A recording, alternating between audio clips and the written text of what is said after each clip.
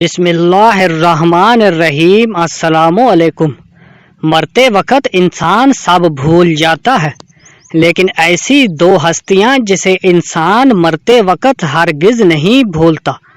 جاننے کے لیے ویڈیو کو مکمل ضرور دیکھیے گا۔ عام طور پر یہ تصور کیا جاتا ہے کہ زندگی کے آخری لمحات میں ایک جنگ سی چل رہی ہوتی ہے۔ انتقال کرنے والے شخص کا چہرہ دیکھ کر یوں لگتا ہے جیسے وہ سو رہا ہو۔ چہرے پر بہت عام تاثرات ہوتے ہیں۔ ایسا لگتا ہے کہ موت کا عمل آخری سانس لینے سے ایک ہفتہ قبل شروع ہو جاتا ہے۔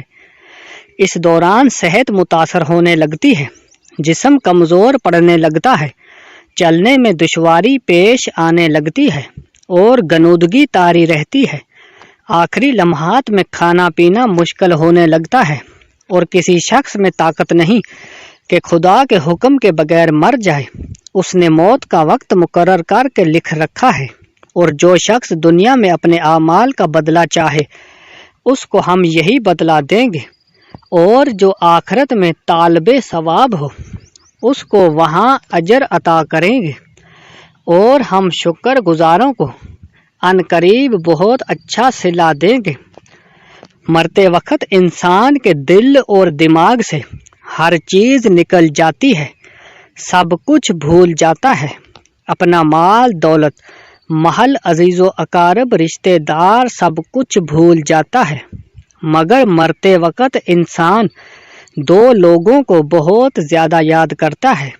دو لوگ ہرگز نہیں بھولتا۔ ان کو سامنے بٹھا کے چیخنے کی کوشش کرتا ہے، ان کے غم میں رونے کی کوشش کرتا ہے، مگر رو نہیں پاتا۔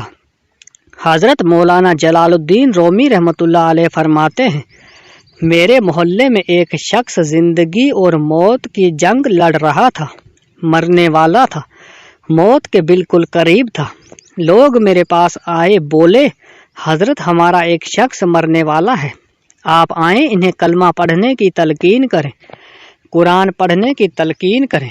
حضرت مولانا جلال الدین رومی فرماتے ہیں، میں اس مرنے والے کے پاس پہنچ گیا، اس کے قریب بیٹھ گیا۔ آس پاس میں اس کے دوست، رشتہ دار، عزیز و اقارب بیٹھے ہوئے ہیں۔ اب اس مرنے والے کی آنکھیں چھت پہ لگی ہوئی کچھ سوچ رہا ہے۔ اللہ نے اسے بولنے کی توفیق دی۔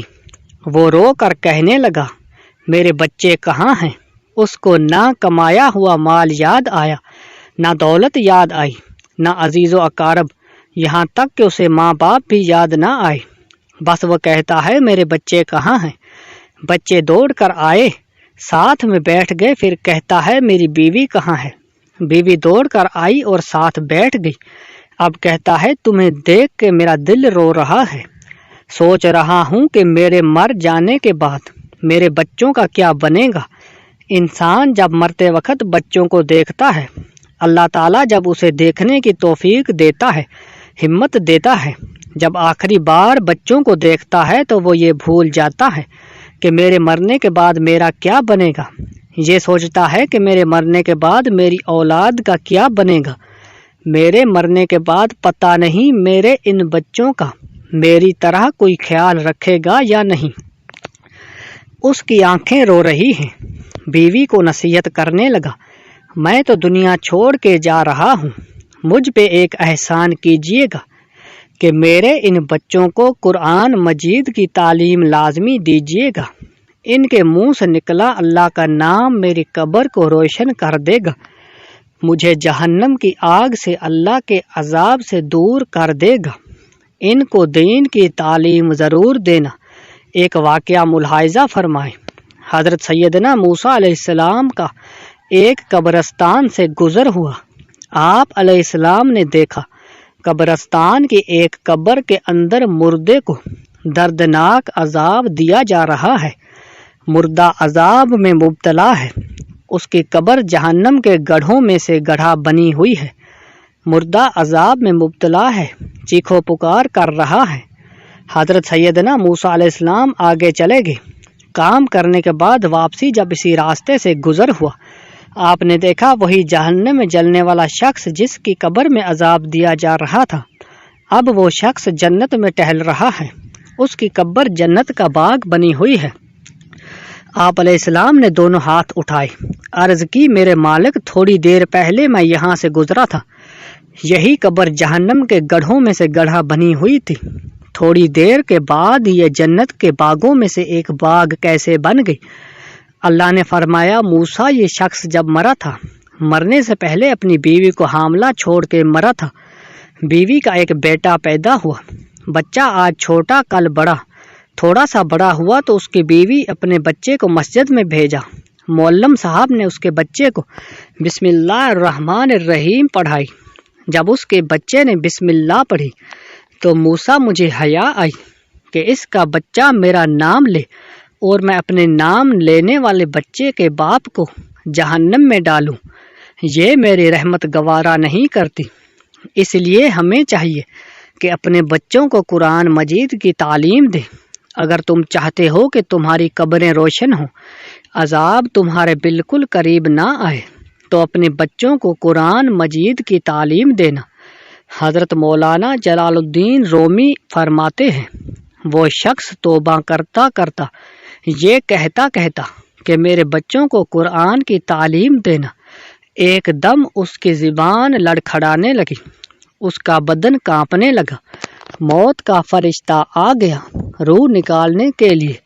فرماتے ہیں جب انسان کی روح نکلتی ہے تو اس کا منہ کھل جاتا ہے، دونوں ہونٹ ایک دوسرے سے جدا ہو جاتے ہیں، انسان کی روح انسان کے پیروں سے نکلتی ہوئی اوپر کی طرف آتی ہے، جب دل اور پھیپھڑوں تک پہنچتی ہو تو یہ وہ لمحہ ہے جب وہ وقت ہوتا ہے کہ جب انسان زندگی میں پہلی بار فرشتے اور شیطان کو دیکھتا ہے، یہ وہ مرحلہ ہوتا ہے جب انسان کے ایک طرف شیطان اس کے کان میں غلط مشورہ ڈالتا ہے اور دوسری طرف اس کی زبان سے اس کے عمل کے مطابق الفاظ نکلنے لگتے ہیں۔